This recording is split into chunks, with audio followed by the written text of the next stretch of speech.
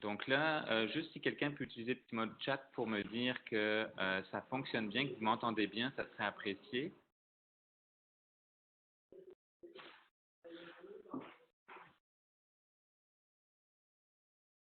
Excellent, merci Gilles. Donc, ben voilà, on va commencer le webinaire ici. Donc, je suis aujourd'hui avec Olivier Dufresne de la société AMB. On est là pour vous présenter en fait une solution qui est innovatrice, qui s'appelle EcoStérile, qui n'existe pas actuellement au Québec. Juste pour que quelques petites informations donc, par rapport au webinaire. Donc, le webinaire va durer à peu près 1 heure. On va donc, je vais passer la parole à Olivier dans pas très longtemps.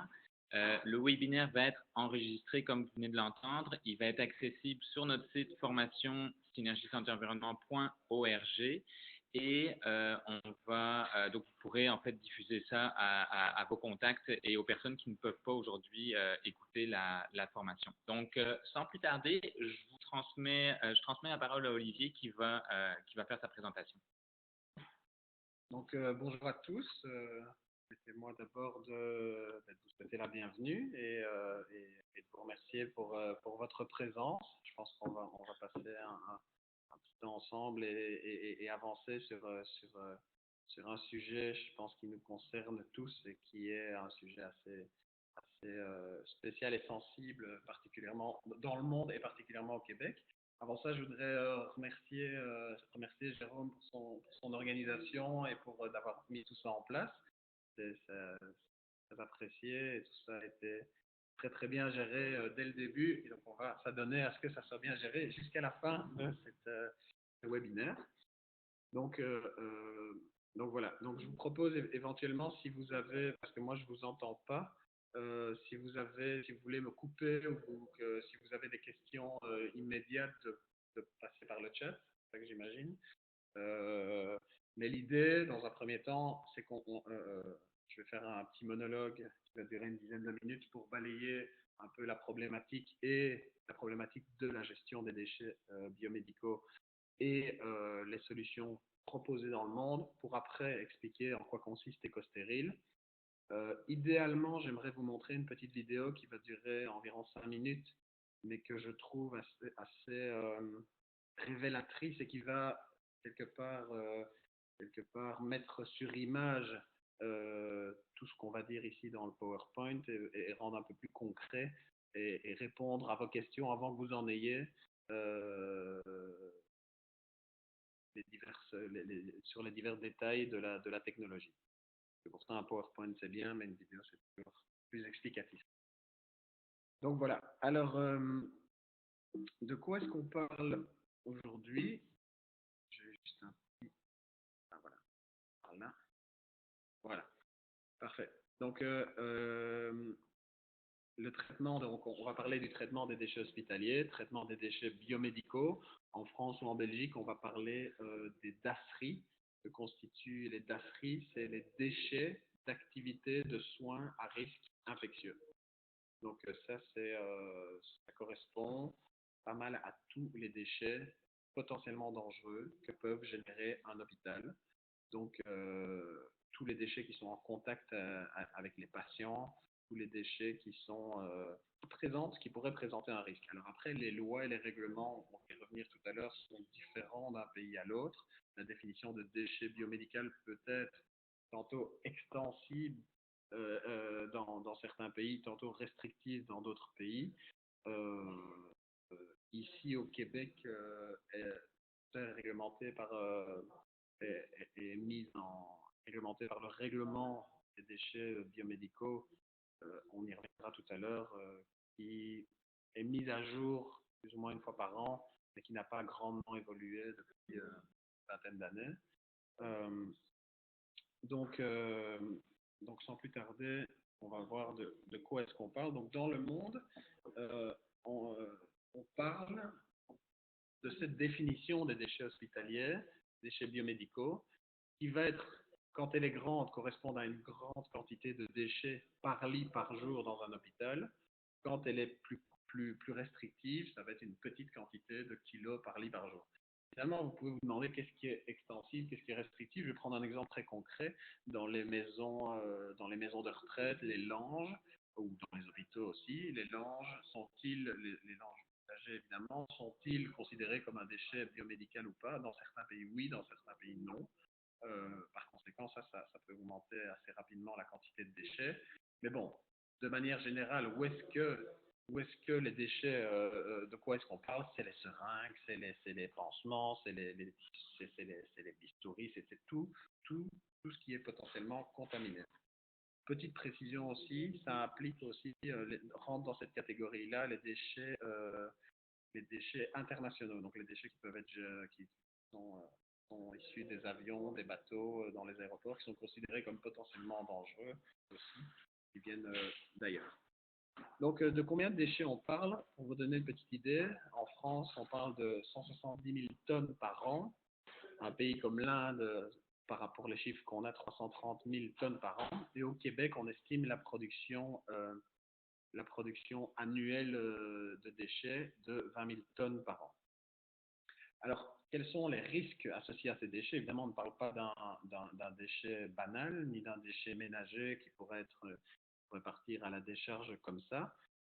Des déchets qui peuvent présenter un certain risque, et selon les bactéries et les virus qui peuvent être véhiculés à travers ça, ça implique évidemment un traitement. Donc, s'ils ne sont pas traités, comme c'est le cas notamment dans certains pays d'Afrique ou d'Asie, ben, ça peut avoir évidemment des risques tant environnementaux, pollution et, euh, et, euh, dangereux pour la population assez importants. Donc là, j'ai choisi quelques images d'endroits où les déchets ne sont pas traités et sont retrouvés comme tels dans des décharges ou sont brûlés vulgairement. Ça peut avoir des impacts sur l'environnement tout à fait catastrophiques. Nous, on parle ici, bien sûr, de quelque chose à traiter absolument.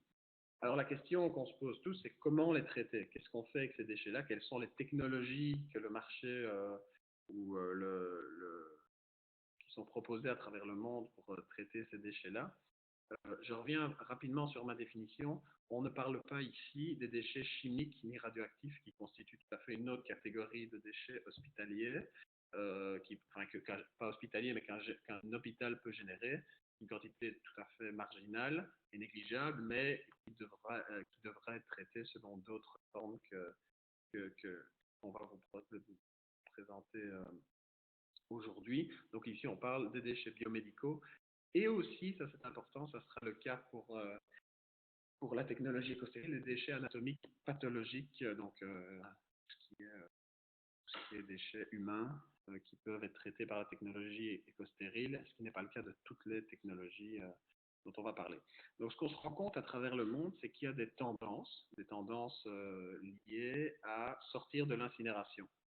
Donc l'incinération est une technologie quelque part qui existe dans le monde depuis des dizaines et des dizaines d'années pour traiter ce type de déchets. Maintenant, les problèmes de l'incinération sont assez importants parce que il y a des rejets, évidemment des rejets dans l'atmosphère, une pollution atmosphérique qui peut contaminer évidemment les gens qui habitent proche d'un centre d'incinération. Les coûts liés à l'installation d'un incinérateur sont énormes, évidemment. Et donc, et on voit cette tendance mondiale de plusieurs pays qui vont légiférer pour interdire l'incinération. Et donc dire, voilà, nous, on ne souhaite plus incinérer les déchets hospitaliers, ça crée trop de problèmes liés à l'environnement. Donc on oblige les compagnies qui traitent les déchets hospitaliers, qui font la collecte et le traitement, ou les hôpitaux, eux-mêmes, s'ils traitent eux-mêmes leurs déchets, de ne pas incinérer ce type de déchets. C'est le cas notamment en Argentine, au Mexique, en Tunisie, en Malaisie notamment. Donc il y a vraiment une tendance internationale à cet effet. D'ailleurs, les Nations Unies ainsi que l'Organisation mondiale de la santé font encore régulièrement des sorties pour inviter, ils ne peuvent pas évidemment obliger, mais inviter les pays à, à, à utiliser des technologies alternatives à l'incinération. Parce que pour tous les effets négatifs que nous connaissons bien. Donc, qu'est-ce qu'on peut faire pour traiter les déchets hospitaliers? D'abord, il y a l'enfouissement pur et simple, donc on ne les traite pas, mais ça n'existe quasi plus. Il y a encore des pays d'Afrique qui le font.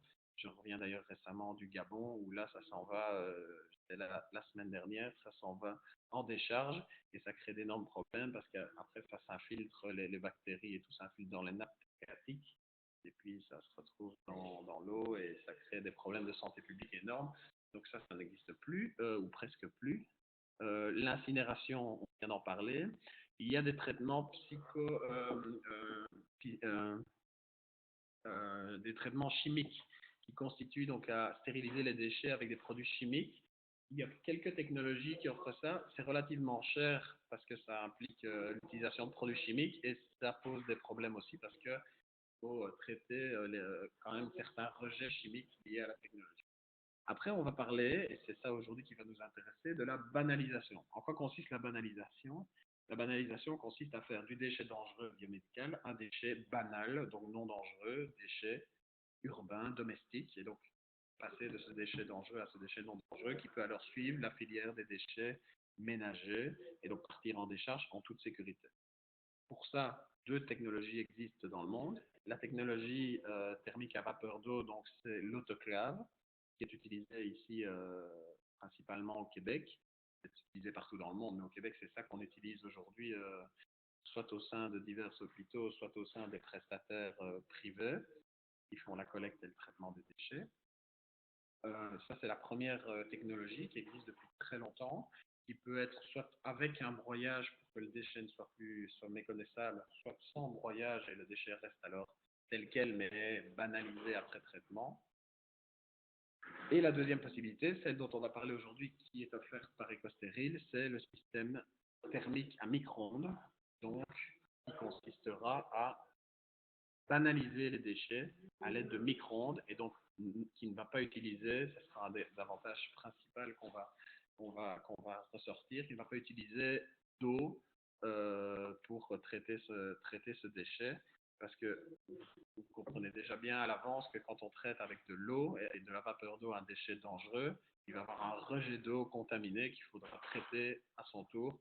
Donc on reporte quelque part le problème de contamination. Même si le procédé marche très bien et le déchet après est banalisé, mais voilà.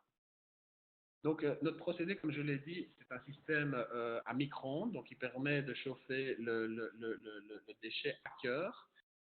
Donc on a juste besoin d'électricité, on n'a pas besoin d'eau, on n'a pas besoin de gaz, d'autres combustibles. Donc ça présente quand même beaucoup d'intérêt, surtout dans des endroits du monde où l'électricité ne représente pas un coût faramineux, c'est le cas évidemment ici au Québec.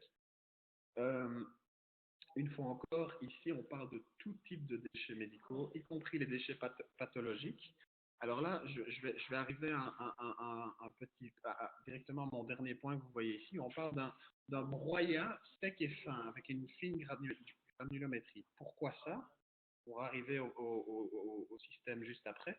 Parce que nous, on va broyer le déchet avec un broyeur très puissant qui a été extrait, designé pour les déchets hospitaliers, qui va rendre le déchet méconnaissable, inférieur à 20 mm, et va nous permettre, cette fine granulométrie, de décontaminer les déchets avec nos micro-ondes. Parce que si le déchet est volumineux et non broyé, les micro-ondes ne peuvent pas pénétrer à travers tous les déchets. Donc c'est pour ça que nous, dans notre procédé, le broyage est très important avant le traitement.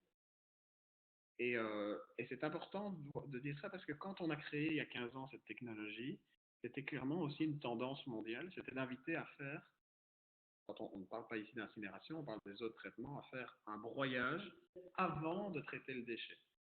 Et il y a beaucoup de lois qui n'ont pas évolué dans ce sens-là, c'est malheureusement le cas au Québec et aux États-Unis, qui disent qu'en fait on peut, si on souhaite, broyer après. Mais on n'est pas obligé. Donc on peut décontaminer sans broyer.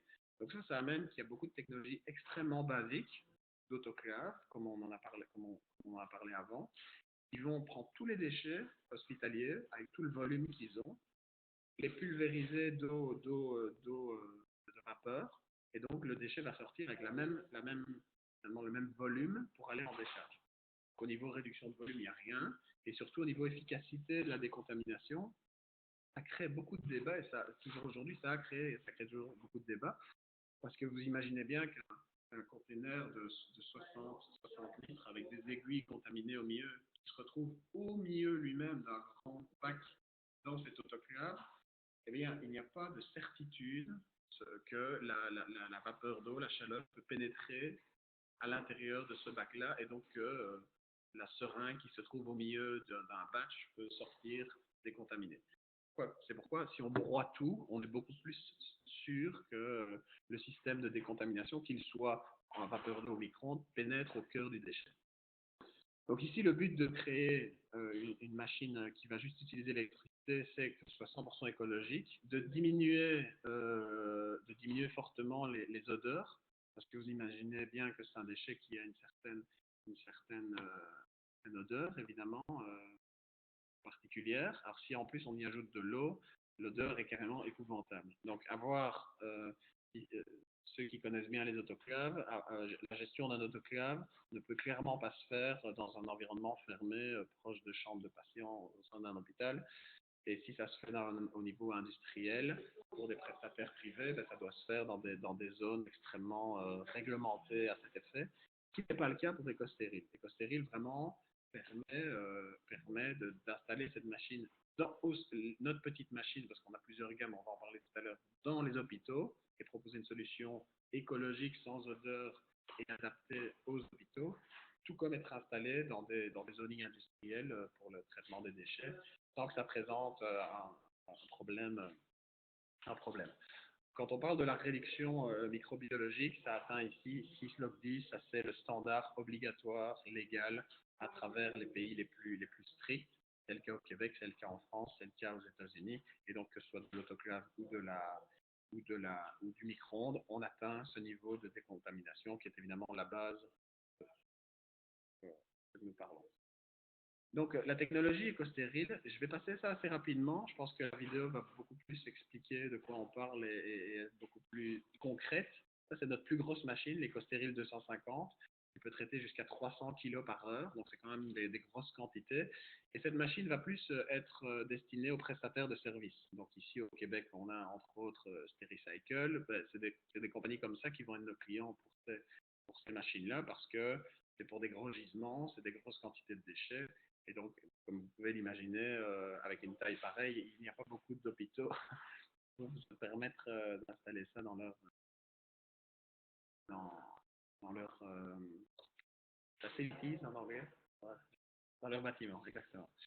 Alors, EcoStéril aujourd'hui, après 15 ans, a installé plus de 100 machines à travers le monde, dans 35 pays différents. On est leader en France notamment. Donc on est la première technologie de traitement des déchets hospitaliers en France.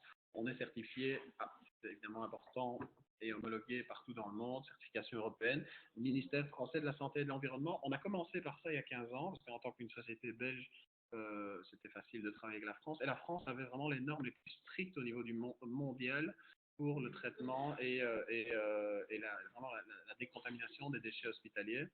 Donc après ça, on avait vraiment savait qu'on pouvait remplir les normes mondiales. Et ça a été surtout, ça c'est le plus important, approuvé et recommandé par l'Institut Pasteur, qui lui est reconnu à travers le monde entier et donc qui faisait effet de référence pour nous sur tous les marchés. Après, on a dû faire certaines homologations aussi aux États-Unis et en Russie, qui eux ne reconnaissaient pas l'Institut Pasteur. Et donc maintenant, en plus aussi d'être reconnu par l'OMS, on est vraiment partout dans le monde, reconnu partout dans le monde, et donc le niveau certification, homologation est tout à fait rempli ici. Rapidement, je vais voir les étapes avec vous. Qu'est-ce que fait EcoStéril avec les déchets hospitaliers? Je vous ai donné quelques avantages. Ici, on va voir ce que fait la série 250, qui est la plus grosse machine, mais vous allez voir que c'est exactement le même procédé pour toutes les machines. On commence par une pesée, un chargement automatique. Donc, on place le container qui peut être de 240 à 770 litres.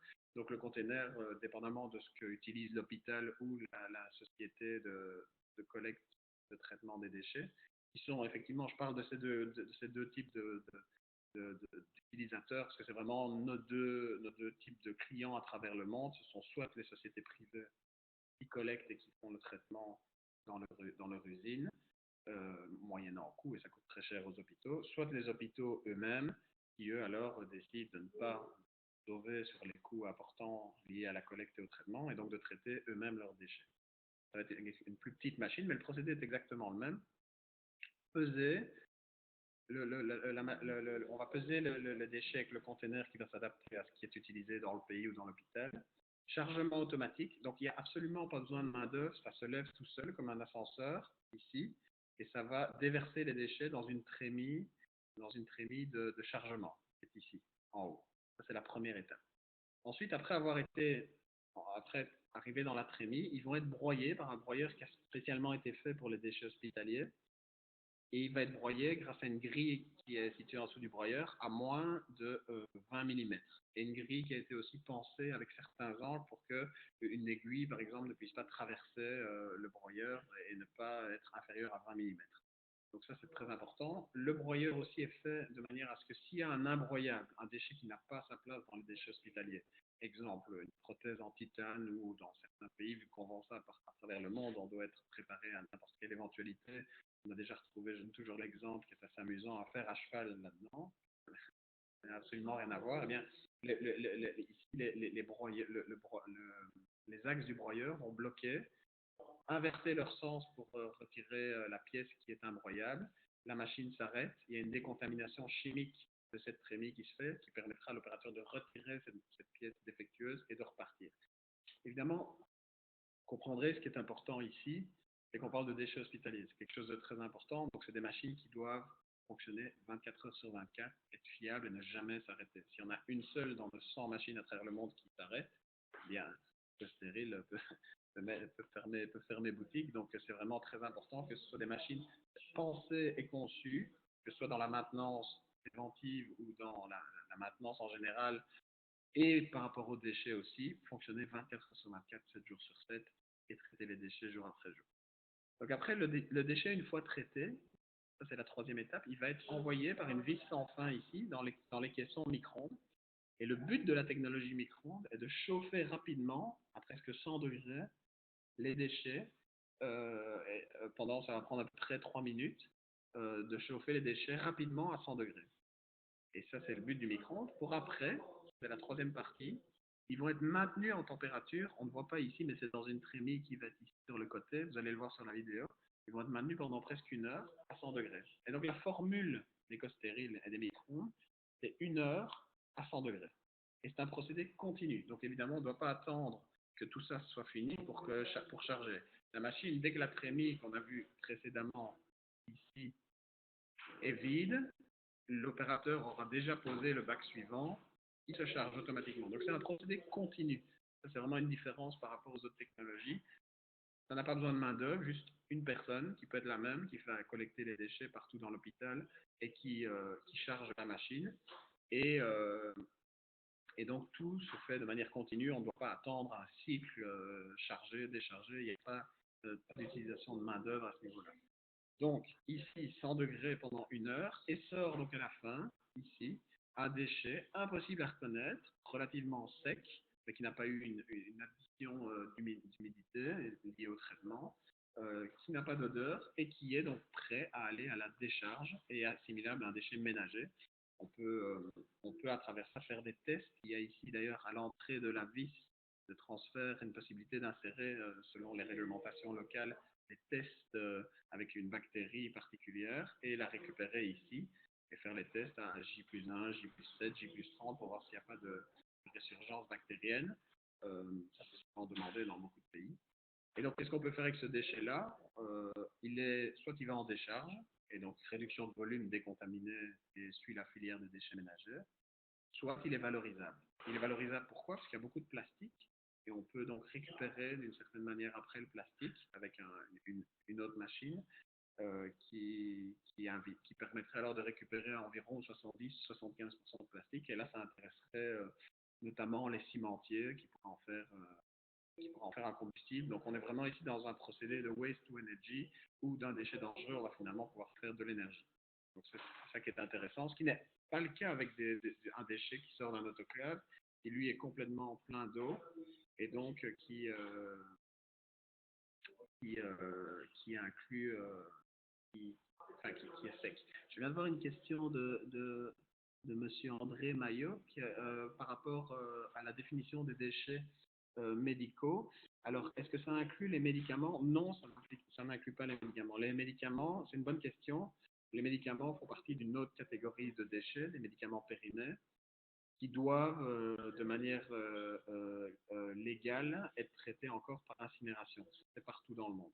Après, d'un point de vue technique, on peut mettre des médicaments dans la machine éco-stérile, on peut mettre des déchets chimiques aussi, la machine ne va pas exploser pour autant, mais on sort à ce moment-là des normes. Ici, on parle vraiment des déchets biomédicaux, euh, mais les médicaments ne rentrent pas là-dedans. Donc ça, c'est la petite machine éco-stérile qui est intéressante. Voilà, la voilà ici. Celle-ci, elle est exactement faite pour les hôpitaux.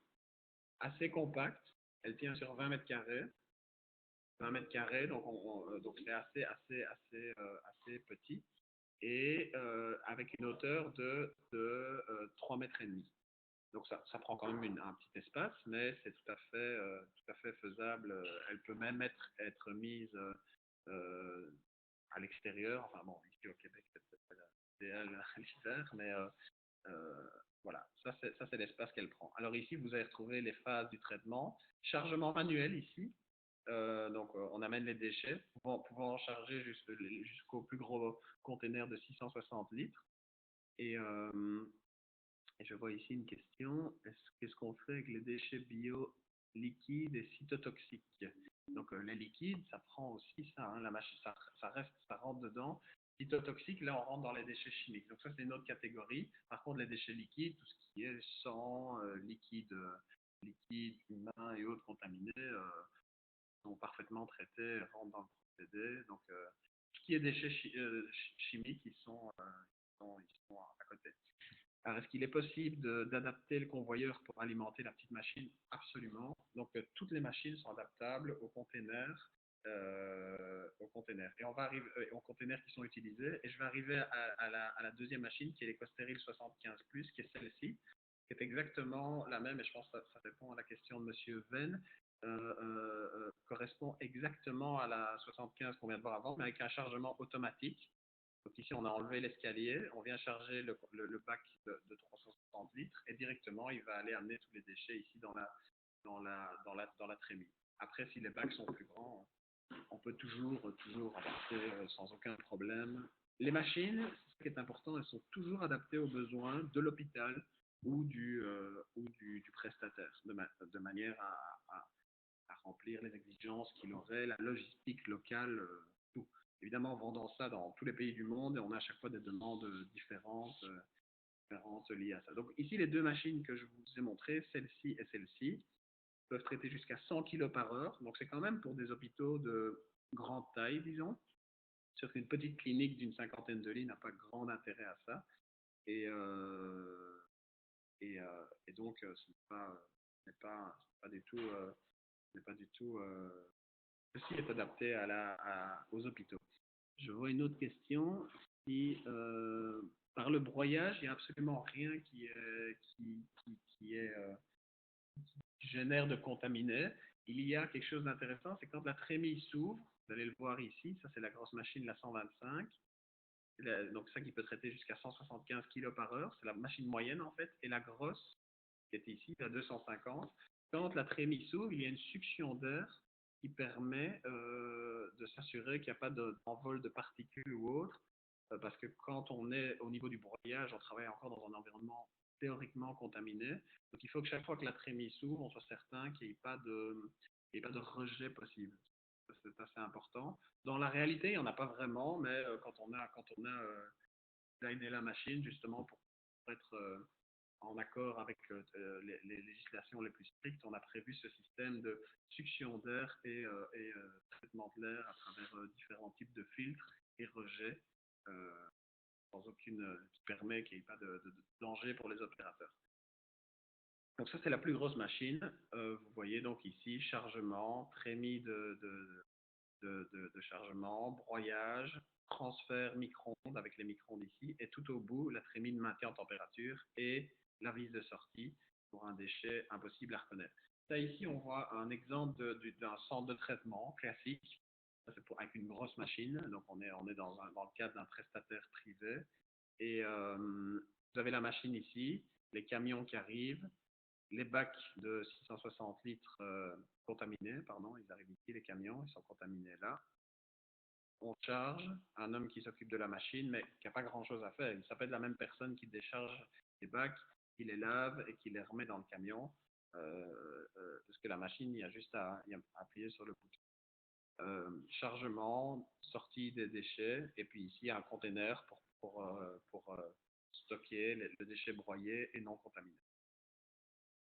Alors peut-être avant de revenir, avant la comparaison avec un autoclave qui est utilisé ici au Québec, je proposerais peut-être qu'on regarde la vidéo rapidement et puis on pourra passer à toutes les questions-réponses. J'imagine que vous en avez.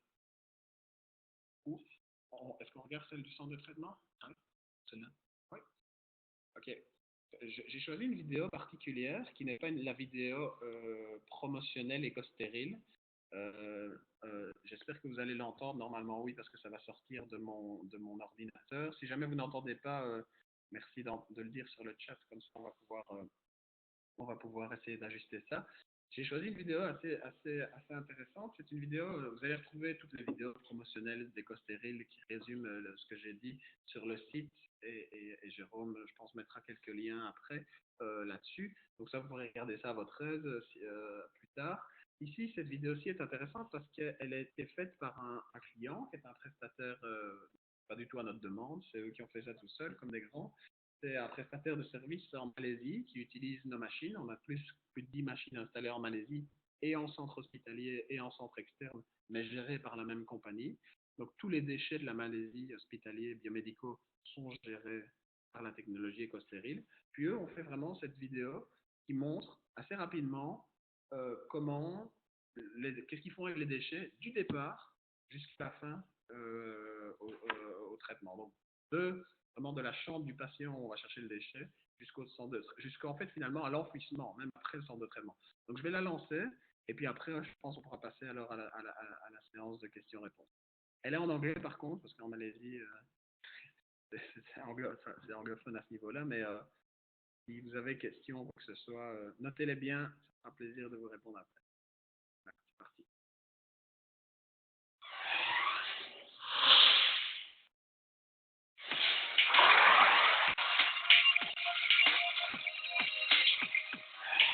Est-ce que quelqu'un peut me confirmer qu'il entend bien le son? What is clinical waste?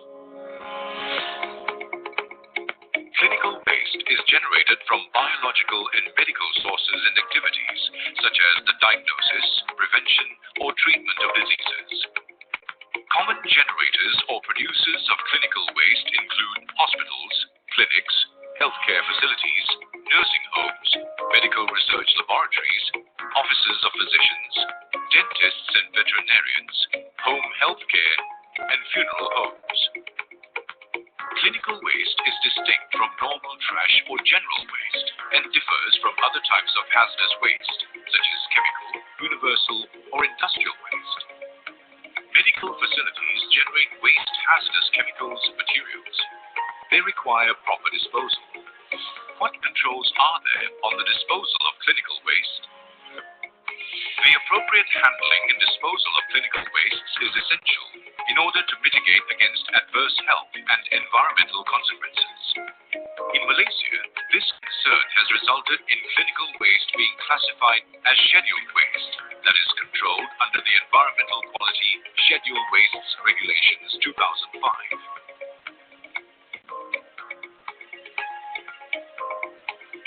Who is responsible for disposal of clinical waste? As the leader in integrated environmental solutions, Quality Alam, a Senviro company, has revolutionized medical waste treatment in the country. Quality Alam operates Malaysia's first non-incineration clinical waste treatment center, CWTC. The center is equipped with a cutting-edge technology in medical waste disposal, microwave eco-sterile. This revolutionary innovative medical waste treatment facility offers an eco-friendly process that uses minimal electricity, while providing a safe and environmentally friendly solution to biomedical and clinical related industry players. How clinical waste disposal works. There is a standard procedure which Quality Alam adheres to when managing the disposal of clinical waste, starting with the signing of the Scheduled Waste Transportation and Treatment Agreement (SWTTA) between Waste Generator and Quality Alam. Collection. Upon the signing of the agreement, the Waste Generator and Quality Alam will agree on the collection schedule. Quality Alam will then send its transportation to pick up the clinical waste from the Waste Generator's premises, mainly hospitals or medical institutions. At the premises, all clinical wastes are weighed and packed in tight clinical waste bins according to safety regulations. From here on, the clinical wastes will be transported to the Quality Alam Waste Management Center treatment facilities. Precautions are strictly followed to ensure the safety of the clinical waste, such as putting on the warning sign. All our trucks are designed to be compliant to legal requirements and are licensed by the Department of Environment, DOE Malaysia.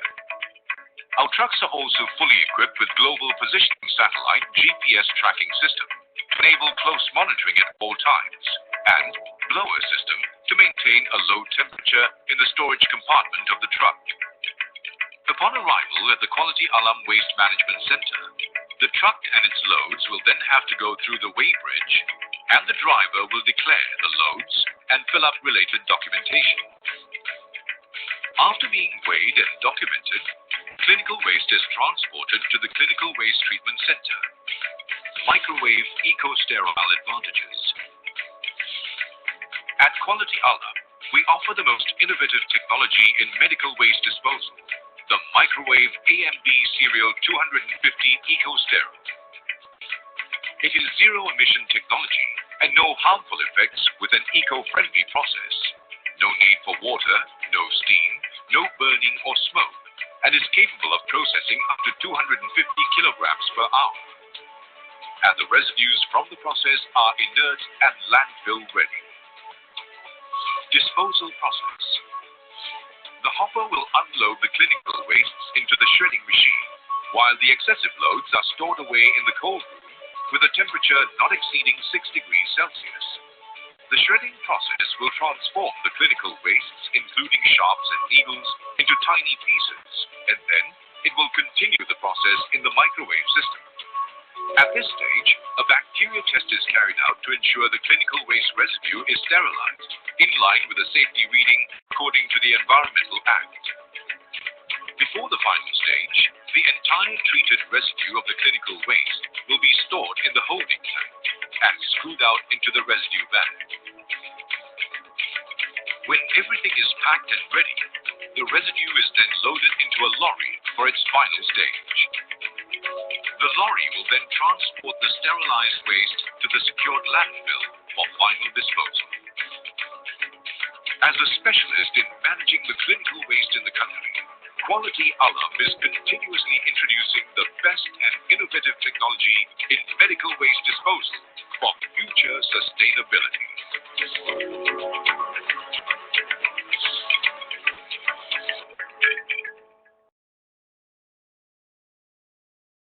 Voilà, donc je ne sais pas si tout le monde me réentend ici, mais voilà, c'était je trouve une vidéo qui reprenait bien l'exemple d'une bonne gestion des déchets hospitaliers. Comme vous l'avez vu ici, c'est vraiment l'exemple d'une société privée, donc d'un prestataire de services comme on en a un seul ici au Québec. Après ça, c'est exactement ceci qui peut être fait aussi directement au sein même de l'hôpital, version mini évidemment avec la petite machine, où là il n'y a pas besoin de camion, il n'y a pas besoin de transport, on évite tous les coûts liés au transport, qui sont évidemment aussi, qui figurent aussi sur la facture des hôpitaux,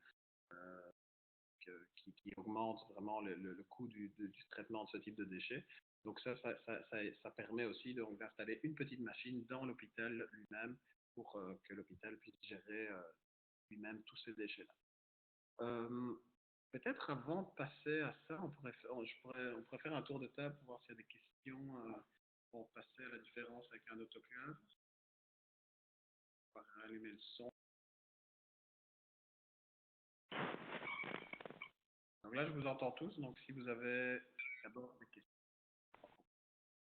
à la petite comparaison. Oui, bonjour. Bonjour. Marc Beauchemin ici. Moi, je voulais savoir au niveau des prix, comment ça se compare à un autoclave. Au niveau des prix, Ouais, entre votre technologie et un autoclave, quel ordre de grandeur ça, est-ce que c'est alors, beaucoup plus cher qu'un autoclave ou vous anticipez un petit peu ici ce que j'allais dire en faisant la petite comparaison avec les autoclaves. C'est une très bonne question. Donc, en fait, je vais tout simplement avancer sur la comparaison qui est assez rapide pour voir, parce que quand on parle de prix, évidemment, il faut savoir qu'est-ce qu'on compare. Est-ce qu'on compare un autoclave de base sans broyage ou est-ce qu'on compare un autoclave avec broyage intégré? C'est complètement différent. Il faut voir évidemment un autoclave. Si on compare un autoclave qui peut travailler en continu, qui a un broyage intégré, installé avec le générateur de vapeur et tout ça, on est sur des prix assez similaires. Ce qui est important, enfin, peut-être légèrement supérieur pour un éco-stérile en termes d'investissement.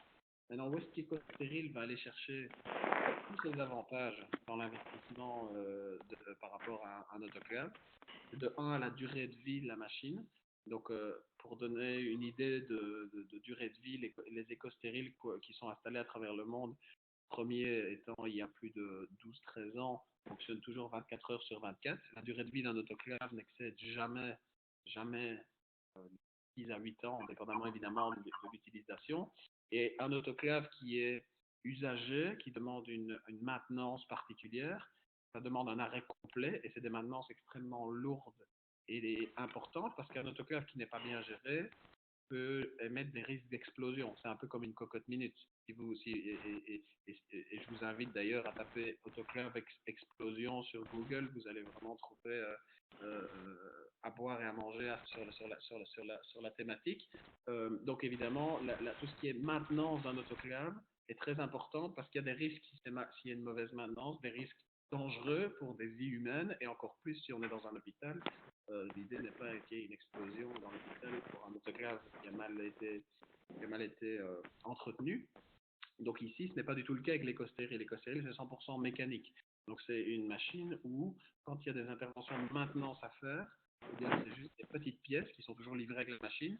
Nous, quand on installe une machine, c'est toujours évidemment avec tout est compris. On a notre équipe d'ingénieurs qui vient, qui forme les techniciens qui vont utiliser la machine, que ce soit au sein de l'hôpital ou au sein de l'entreprise de, de collecte et de traitement, pour qu'eux puissent gérer parfaitement la machine. Donc, moi, je donne toujours l'exemple, c'est un peu comme si on vendait une voiture et qu'on expliquait c'est quoi qu'il faut faire préventivement, donc comment est-ce qu'on met de l'essence, comment est-ce qu'on change un pneu si on a un pneu crevé, pouvoir gérer seul la machine. Et puis quand il y a des interventions plus importantes, c'est généralement lié au broyeur, il faut changer les couteaux du broyeur, eh bien nous on peut voir, après un certain nombre d'années, que les couteaux du broyeur commencent à être usés parce que la productivité va légèrement diminuer. Et là, ce qui se passe, c'est qu'on prend un rendez-vous, on vient, on change les couteaux du broyeur, et alors la machine repart, ça s'est fait en quelques heures. Euh, et ça, on peut le voir pourquoi, parce que dans la machine, il y a un écran touchscreen, un ordinateur qui est connecté par Wi-Fi. Et notre équipe de service après-vente en Belgique est connectée en temps et en heure, 24 heures sur 24, sur toutes les machines du monde. Donc, peuvent se connecter sur une machine, si on est ici à Montréal, au CHUM, au CUSUM, à l'hôpital Sainte-Justine, peu importe, peut se connecter sur la machine et voir s'il y a des opérations de maintenance à faire, s'il faut changer les couteaux des broyeurs. S'il y a un nouvel opérateur qui est arrivé à l'hôpital et qui doit gérer la machine et qui a des questions, eh bien, nous, on est là pour y répondre.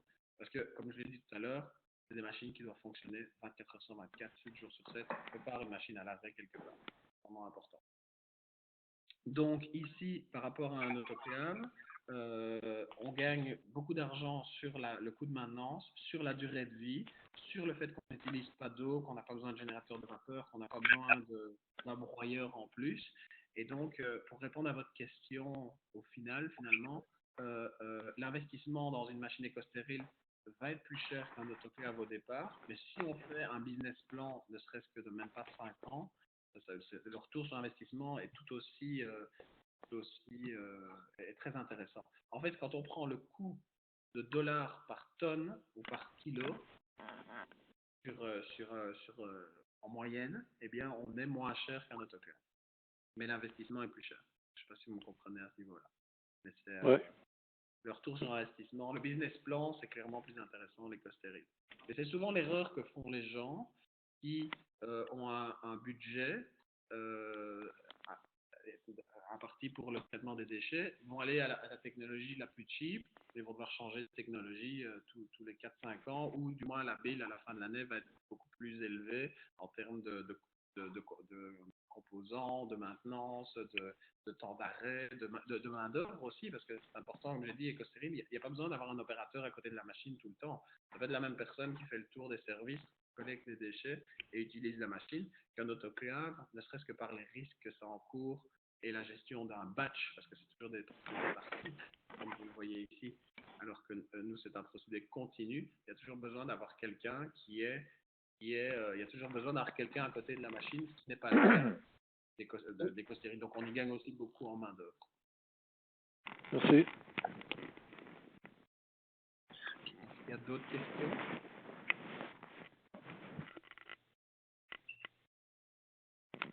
Je vous entends tous, hein, donc vous pouvez prendre la parole quand vous voulez. Oui, je me demandais, par rapport à l'autoclave, actuellement, une fois que l'eau a circulé puis elle est contaminée, est-ce qu'elle est directement rejetée dans le système d'égout municipal? Vous voulez dire l'eau des autoclaves? Oui. Ça dépend des réglementations, mais dans la plupart des cas, non, c'est de l'eau qui doit être traitée. Ça ne peut pas retourner dans les égouts parce que ça implique justement encore un autre investissement sur le côté, c'est de traiter évidemment cette eau contaminée. Qui n'est D'accord, pas merci. parce que nous, c'est vraiment le but du micro-ondes, c'est d'utiliser l'humidité naturellement présente dans le déchet hospitalier, dans le déchet biomédical, pour chauffer le déchet. Et on a un système que s'il y a trop d'humidité, que des fois on va avoir une batch où il y a plus de sang, plus de liquide, plus de tout que d'autres, eh bien on a un système de recirculation de cette humidité du déchet pour la renvoyer au début de la machine si une batch par exemple n'est pas assez humide. On a mis, je sais pas moi, des boîtes en carton et des dessus. Et donc ça c'est important qu'on en ajoute pas. On n'en ajoute pas. D'accord, merci. Avez-vous des machines présentes en Amérique du Nord dans certains hôpitaux? Alors aujourd'hui, non. C'est d'ailleurs un peu une des raisons de ce webinaire, c'était justement de présenter ça. Aujourd'hui, donc AMD tout est fabriqué en Belgique, tout est fait au sein de la société belge. On a un bureau commercial, donc on a ouvert ici à Montréal pour couvrir tout le marché nord et sud américain, et un bureau en Asie pour couvrir tout le marché asiatique.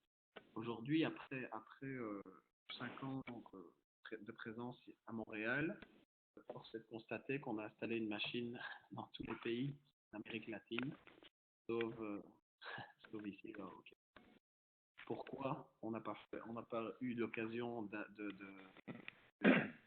j'anticipe votre prochaine question. Pourquoi on n'en a pas ici? Bon, déjà, on dit nul n'est prophète dans son pays, mais au-delà de ça, il y a une situation monopolistique ici au Québec, avec une seule compagnie qui s'occupe du traitement et du ramassage et du traitement des déchets hospitaliers. Je pense que vous la connaissez tous, on n'a pas besoin de la citer. Et cette compagnie-là utilise des autoclaves sans broyage, donc assez basiques, et parce qu'elle n'a pas la loi, le règlement sur le traitement des déchets biomédicaux au Québec, malheureusement, n'a pas évolué depuis très longtemps. Elle permet toujours donc un traitement basique avec un autoclave sans broyage, où on pulvérise de vapeur d'eau le déchet brut sans être broyé, et puis tout s'en va de manière volumineuse ou pas. Ils peuvent faire du post-broyage, mais ce n'est pas du tout dans les tendances écologiques et environnementales qu'on retrouve dans les lois mondiales, comme j'en ai parlé tantôt. Et donc ça s'en va après en décharge, humide, volumineux. C'est sûr qu'on n'est pas. Il y a des efforts à faire et des ajustements clairement à faire à ce niveau-là ici en Amérique du Nord, parce que évidemment ça créerait une brèche environnementale et écologique plus grande et donnerait une place plus importante à des technologies comme écostéril. Les lois à travers la plupart des pays d'Amérique latine sont plus strictes et ne permettent pas l'utilisation d'autoclaves basiques comme nous on le fait ici au Québec. En France, c'est le cas aussi, c'est interdit. Un autoclave de base, sans broyage, est tout à fait invendable parce que n'est pas légalement autorisé dans la plupart des pays d'Europe. Donc aujourd'hui, on est un peu ici dans un no man's land, je dirais, au Canada, parce que la plupart de nos clients sont des prestataires privés. Il n'y en a qu'un ici. Il utilise une technologie de base. Donc on lui propose vraiment quelque chose de trop bien finalement par rapport à ce qu'il est obligé de traiter avec la loi. Mais après, le marché des hôpitaux constitue pour nous un marché très important. On a déjà fait à l'époque le tour de certains hôpitaux ici au Québec et on est toujours très intéressé de pouvoir travailler sur un projet d'installer une petite machine dans un hôpital ici au Québec. C'est juste que le marché a été beaucoup plus réactif et demandant à travers les autres pays depuis quelques années, ce qui nous a amené à voyager énormément ailleurs qu'au Québec. Merci.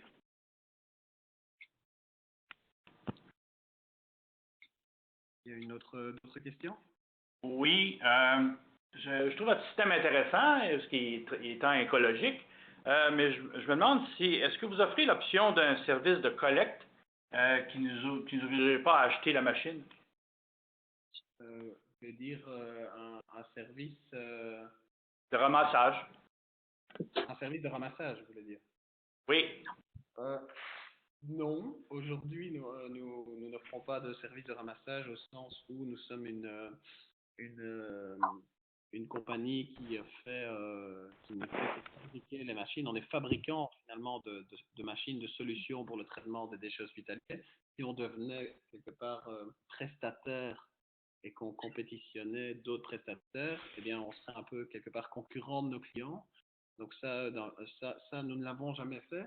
Par contre, la bonne nouvelle pour ceux qui sont ici, c'est que au Québec, il y a d'autres sociétés qui sont en train notamment une qui va travailler avec nous, qui va se positionner. Je ne sais pas si on peut le dire, oui, qui va se positionner sur la collecte et le ramassage des déchets hospitaliers. Donc finalement, pour rentrer en compétition avec les solutions, les compagnies existantes aujourd'hui. Et ça, HWC Environnement. Donc, si vous tapez HWC Environnement, vous allez tomber sur leur site web, assez facilement sur Google. Et eux, alors, vont proposer un système de collecte, ramassage et traitement écologique également. Voilà. Merci.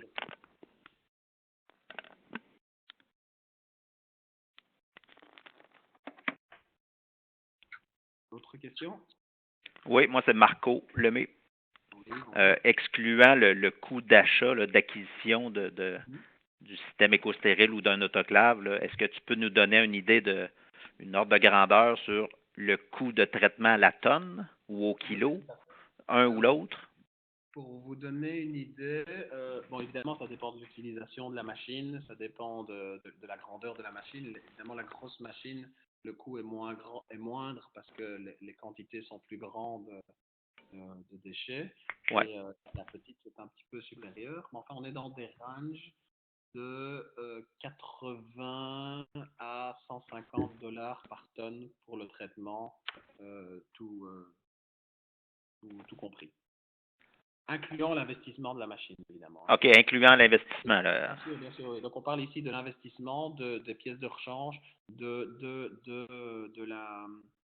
la consommation électrique. En fait, on parle de tout sauf des variables qui sont le coût de la main-d'œuvre, ça varie d'un pays à l'autre, et du coût du transport s'il y en a un. Donc c'est tout, sauf ces deux variables-là. Donc quand on parle entre 80 et 150 dollars la tonne, euh, euh, c'est euh, c'est assez compétitif au sens où si vous parlez le prix que peuvent demander des prestataires pour venir collecter les déchets, c'est de toute façon, on est entre 5, 600 et 1000 dollars la tonne. Donc c'est entre 5 et 10 fois plus cher. Mais après, ils ont des frais de camion, de ramassage et tout ça.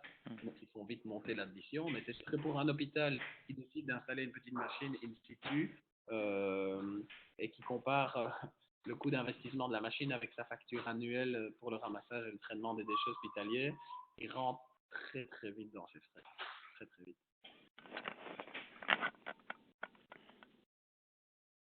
Il y a quelqu'un qui a plus de son. Monsieur Venn n'a plus de son. C'est possible? Vous m'entendez bien, tout le monde? Oui. Ok, bon.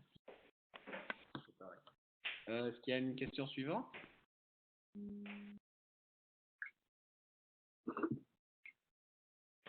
Ben, peut-être pour poursuivre sur ma question, là, je t'ai demandé, ça coûte donc entre 80 et 150 dollars par tonne à traiter. Vous évaluez ça sur combien d'années, votre machine? Vous avez sur la diapositive, là, c'est écrit jusqu'à 1500 tonnes traitées. Ça c'est par année, hein. C'est ce qu'elle peut traiter, c'est jusqu'à 1500 tonnes par année, oui. OK, longue durée de vie, c'est 1500 tonnes par année. Non, ça c'est la capacité maximale d'une grosse machine, ça va même jusqu'à 2000 tonnes par an. OK. Non, mais après, comme je l'ai dit, la grosse machine, la première qu'on a installée fonctionne depuis bientôt 13-14 ans, quoi. Donc, c'est des machines vu que tout est mécanique, la maintenance est extrêmement simple et basique, et donc, c'est des machines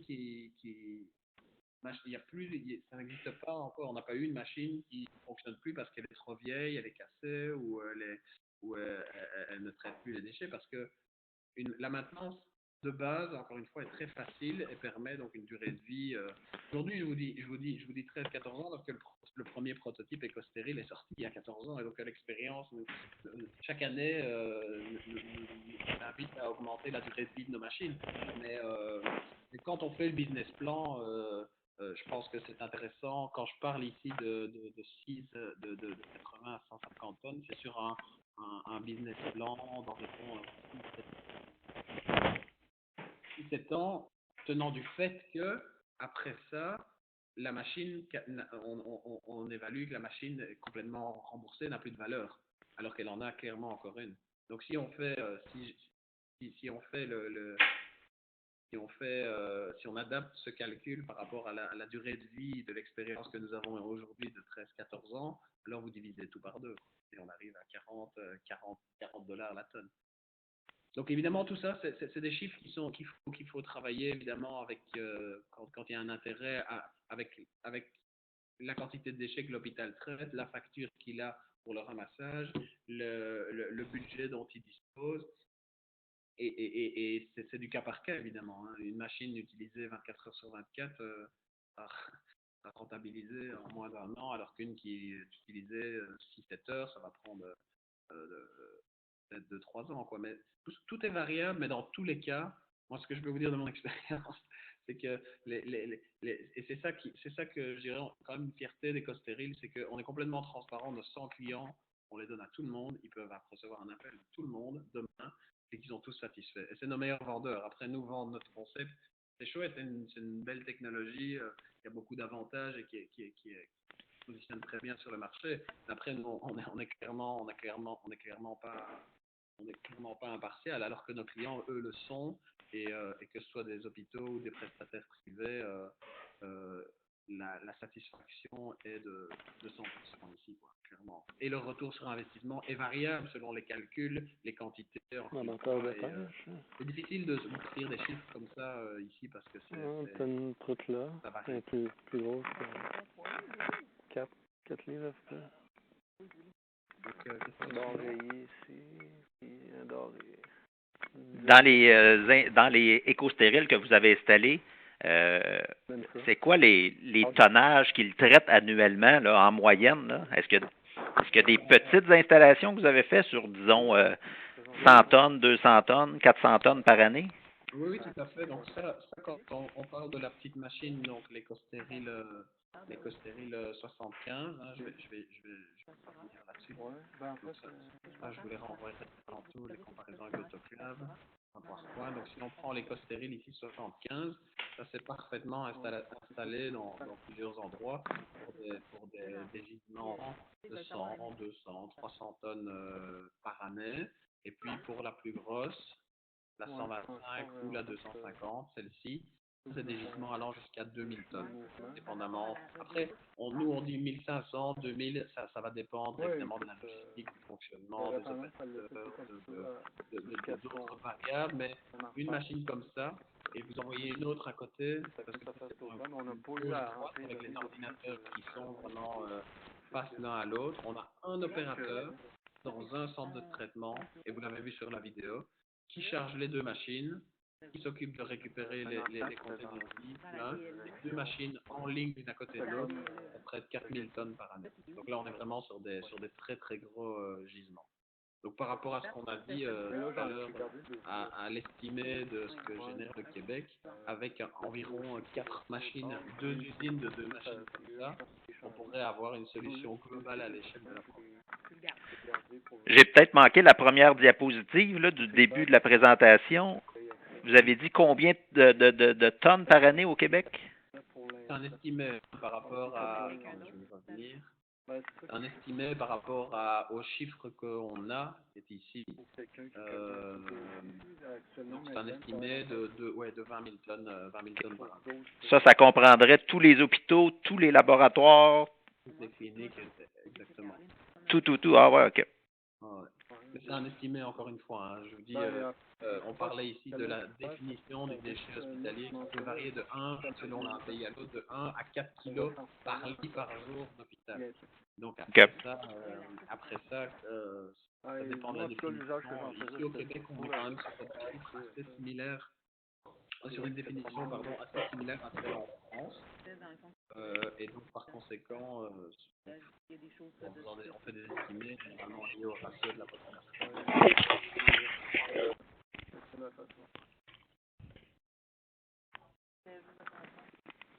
Autre question? Vos données que vous avez eues pour les poids vous ont été fournies par les hôpitaux ou par les gestionnaires des matières? Vous voulez dire le poids que traitent les machines par heure? Non, votre estimé, parce que j'essaie de comprendre quelle grosseur de machine on aurait besoin. En fait, vous êtes d'un hôpital? Non, moi je fais des services aux hôpitaux. Ah, d'accord. De récupération de matière. D'accord. Donc après ça, ça dépend par rapport à ce service-là, ça dépend d'estimer le nombre de contrats que vous pouvez avoir. Si par exemple l'hôpital A, B, C, D génère chacun 200 tonnes par an, l'autre 500 tonnes, l'autre 100 tonnes, et puis que vous avez plusieurs petits générateurs, des petites cliniques, des dentistes, etc., qui eux vont générer 100 kilos, 50 kilos. Ça, c'est un calcul à estimer, et puis après partir vers la machine qui est le plus adaptée, la petite, la moyenne ou la grande, permettant aussi Si on partirait avec la petite, est-ce qu'il y a possibilité ensuite que vous la repreniez puis on échange pour une plus grosse, ou une fois qu'elle est vendue, elle est vendue? Généralement, une fois qu'elle est vendue, elle fonctionne. Okay. Historiquement, on n'a jamais repris de machine, mais après, bon, il y a souvent des intérêts. On a déjà eu l'expérience d'un client qui commence avec une petite machine, qui voit son business qui grandit assez rapidement, qui arrive à saturation avec la petite, et qui nous demande pour une plus grosse, en posant cette question-là, puis qui finalement arrive à la conclusion que cette petite-là, il la déplace, et ça on les aide, hein, on vient avec une équipe, ça se déplace en même pas une demi-journée, il la déplace sur site dans l'hôpital de son plus gros client, et puis après ça, il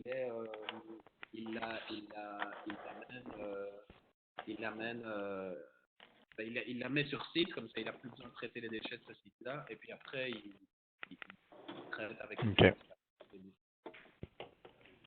Parfait. Voilà.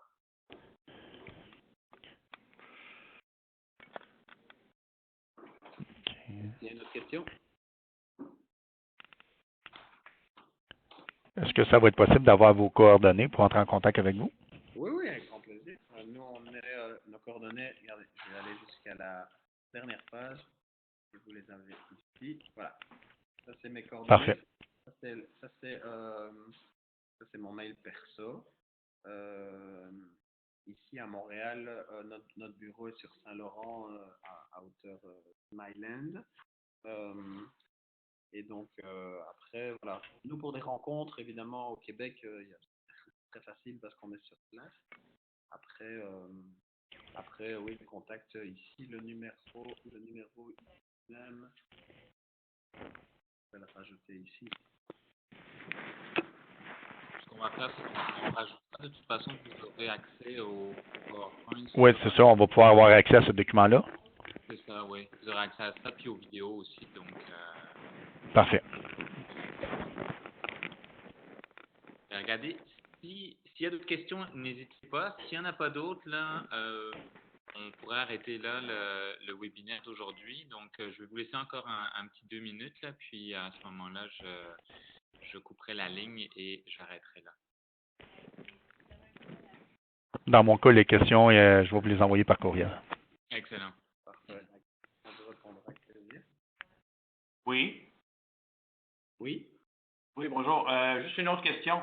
À la sortie, les déchets qui sont broyés et décontaminés, c'est quoi le pourcentage que vous réussissez à recycler? Alors, c'est une très bonne question. Le pourcentage, ça va dépendre du déchet, mais de manière générale, on arrive quand même à un pourcentage de 75% en moyenne. Parce qu'il y a énormément de plastique. Le recyclage, encore aujourd'hui, de manière générale, peut-être 80 à 90% des déchets s'en vont à la décharge.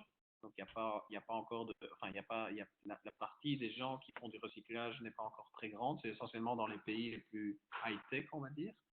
Mais ceux qui font ce recyclage et en font du waste to energy, on va utiliser après une machine qui va notamment à l'aide d'un lecteur optique séparer ce qui est plastique, métaux, verre, les différentes matières. On va récupérer ce qui est plastique qui nous intéresse ici. Et donc là, à ce moment-là, c'est quand même une grande partie du déchet qui ne doit pas aller à la décharge, qui intéresse notamment les cimentiers et donc qui évite aussi tout simplement de payer le coût de la décharge. Donc là aussi, on gagne de l'argent si on fait ça en... Mais c'est carrément un autre projet, c'est un projet post-traitement. On est ici avec un déchet qui est devenu banal et inerte et qu'on peut valoriser si on le souhaite.